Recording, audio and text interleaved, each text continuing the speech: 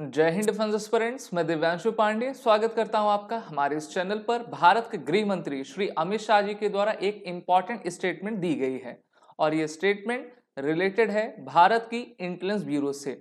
देखिए, 23 दिसंबर 2024 को centenary endowment lecture आयोजित किया गया था हमारे आईबी के द्वारा और इस लेक्चर में भारत के जो होम मिनिस्टर हैं, गृह मंत्री अमित शाह आपके आए हुए थे। हम जानते हैं कि जो आईबी की मिनिस्ट्री है, जिसका फुल फॉर्म इंटेलिजेंस ब्यूरो है, वो मिनिस्ट्री ऑफ होम अफेयर्स के अंतर्गत आती है और उन्हीं के द्वारा 37 intelligence bureau IB centenary endowment lecture को आयोजित किया गया था, जिसमें गृह मंत्री के अलावा डायरेक्टर ऑफ इंटेलिजेंस ब्यूरो, जिनका नाम तपन डीका है, वो भी थे और कई आपके अन्य ऑफिसर शामिल थे।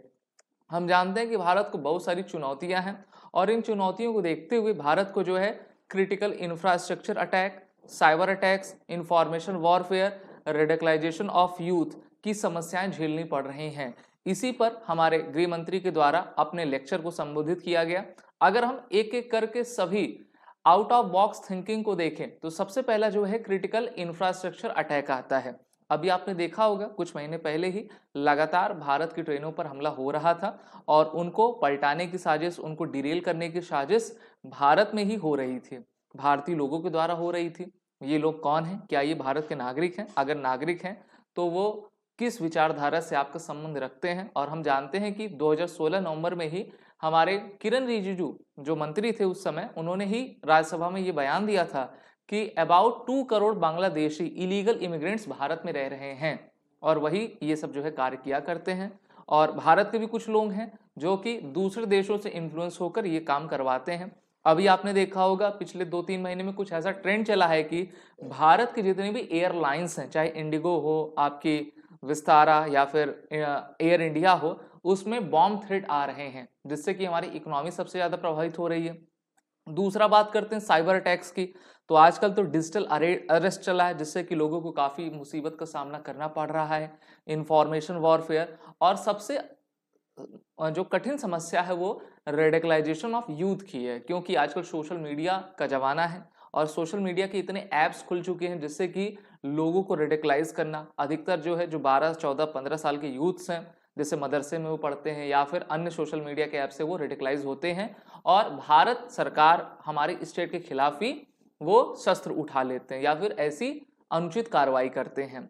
UN home minister Amit Shah said that decisive forces are still active in the country and underline the disruptive power of disinformation, misinformation and malinformation and fake news with the help of new technology। आपको याद होगा आज से 2 साल पहले जो नुपुर शर्मा से संबंधित आपके वाकया हुआ था, तो उन्होंने एक कॉन्टेक्स्ट में अपने बयान को दिया था, फिर उसका आपका क्लिप काट के जो है गलत तरीके से उसको प्रोलिफरेट किया गया। अभी देखिए गृह मंत्री अमित शाह का ही बयान जो उन्होंने राज्यसभा में दिया था, उसकी 14 सेकंड की क्लिप को काट के जो है वायरल किया जा रहा है और भारत में जो अव्यवस्था फैलाने का माहौल किया जा रहा है। तो ये सभी disinformation, misinformation, malinformation के अंतर्गत आते हैं और फेक न्यूज से किस प्रकार से हम कैओस उत्पन्न कर सके, ये सब चीजें उत्पन्न होती हैं।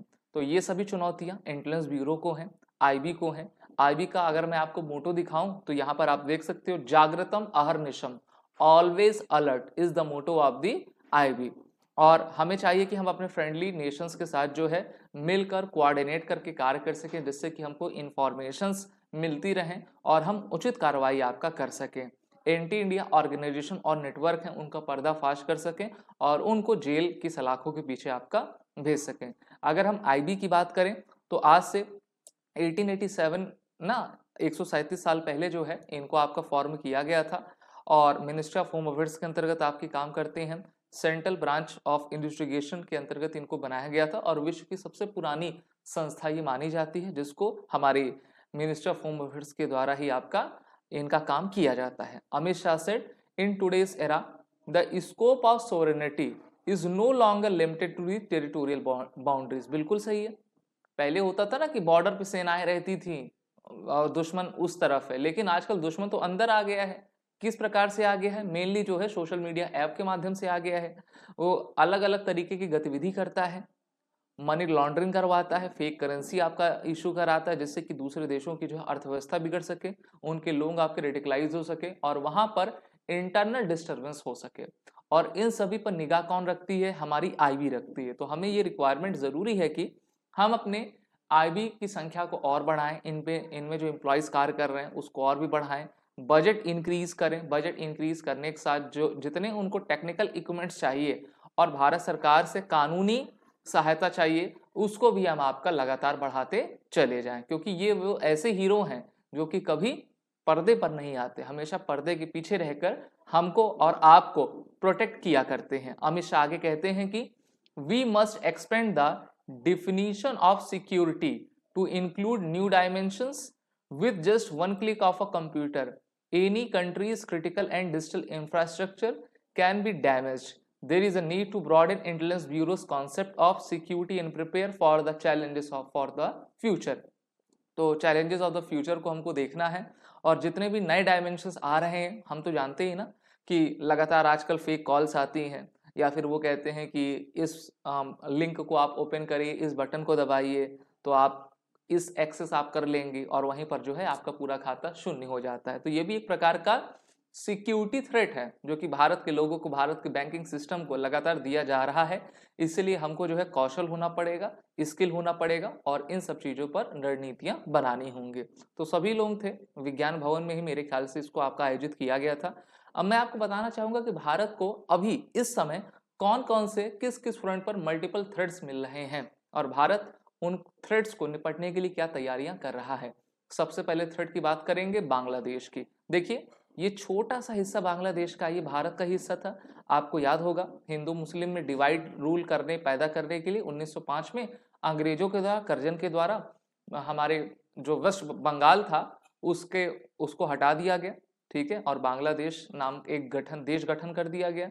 इसके बाद भारत का तो पूरा राजनीतिक मैप यहाँ तक था, ये अभी पाकिस्तान कहलाता है। भारत की जो सीमा थी वो ईरान से डायरेक्ट आपका मिलती थी। ईरान को पहले पर्सिया के नाम से जाना जाता था, लेकिन अभी 2024 की कंडीशन आप देखिए, जुलाई अगस्त की, तो इसमें शेख हसीना को हटा दिया गया है और उसकी जगह अमेरिका का एक पपेट जिसका नाम मोहम्मद यूनिस है उसको बैठाया गया है। और वहां पर हम देख रहे हैं कि लगातार हिंदुओं पर, माइनॉरिटीज पर हमले हो रहे हैं, और ये चाहते हैं कि इनकी एक पॉलिटिकल पार्टी बन जाए जिससे कि ये परमानेंट जो है बांग्लादेश में प्राइम मिनिस्टर रह सके। और ये भी कह रहे हैं कि ये लोग कि शेख हसीना का एक्स्ट्रेडिशन भारत आपका करे, जिससे कि हम उनको सजा दे सकें और जेल में डालें। तो भारत तो उनको देगा भी नहीं, बिल्कुल। अब दूसरा थ्रेट भारत को क्या है? वैसे बांग्लादेश को एक थ्रेट आपका और भी है जिसके बारे में भी हम बताऊंगा, लेकिन बांग्लादेश को अब सपोर्ट कौन कर रहा है? पाकिस्तान की आईएसआई कर रही है, इंटर सर्विसेज इंटेलिजेंस एजेंसी इनका पूरा नाम है। भारत में भी जो आतंकवादी घटनाएं होती हैं, जैसे पुलवामा देख लीजिए, उरी अटैक देख लीजिए, और जितने भी पिछले 70 साल से अटैक हुए हैं, ये आईएसआई की ही आपकी देन है। लेकिन बांग्लादेश को सबसे अधिक आपका अगर कोई प्रभावित कर रहा है तो वो अराकान आर्मी कर रही है। इस पर मैंने एक वीडियो बनाया है, आप इस चैनल पर देख सकते हैं, ठीक है। अराकान आर्मी को कहा जा रहा है कि हमारे एनएसए अजीत डोभाल के द्वारा आपको फेवर किया जा रहा है, जिससे कि बांग्लादेश के कट्टरपंथियों पर अधिक से अधिक दबाव बनाया जा सके और वहां की माइनॉरिटीज को सुरक्षित किया जा सके। तो हमारी आईबी हुई, रॉ हुई, सब जगह से जो है वो कार्य कर रहे हैं और भारत की सिक्योरिटी को पुख्ता कर रहे हैं। वहीं पर भारत के लिए एक और थ्रेट है, जैसे कनाडा, यूके, ऑस्ट्रेलिया, अमेरिका में आप देख रहे हो कि खालिस्तानी काफी एक्टिव है ना, वो भी उन देशों के पॉलिटिकल पार्टीज के लिए वोट बैंक बने हुए हैं, और वो चाहते हैं कि हम एक ग्रेटर खालिस्तान बनाएं जिसमें पाकिस्तान के पंजाब का हिस्सा, भारत का पंजाब, हरियाणा, ये सभी, और हिमाचल प्रदेश, ये सभी शामिल हैं। इन्होंने तो एक मैप भी आपका निकाला हुआ था, तो भारत उस पर भी लगातार कार्य कर रहा है, और कनाडा में सरकार जाने ही वाली है, तो हम अच्छे तरीके से खालिस्तानियों से वहां पर निपटेंगे।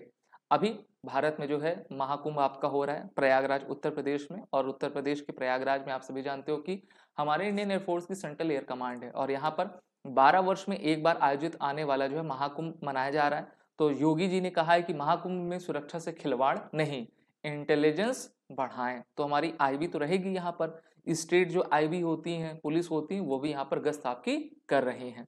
तो हमारे भारत सरकार को चाहिए कि इसी तरीके से काफ़ी तेज़ी से लगातार आगे बढ़ते जाएं, और भारत के जो दुश्मन हैं उनको सही तरीके से हम सबक सिखाएं। अगर आपको ये एनालिसिस अच्छा लगा हो तो इस वीडियो को लाइक शेयर जरूर करें। दीज आर द बंटस test series of SSB crack exam, war written code का यूज करें। जय हिंद। अगर आप एक डिफेंस एस्पिरेंट हैं और SSB interview, NDA, CDS, AFCAT जैसे एग्जाम्स के लिए प्रिपेयर कर रहे हैं तो आप एसएसबी क्रैक एग्जाम्स के कोर्स को चेक करना ना भूलें। आप हमारी लर्निंग एप्लीकेशन को गूगल प्ले स्टोर से भी डाउनलोड कर सकते हैं।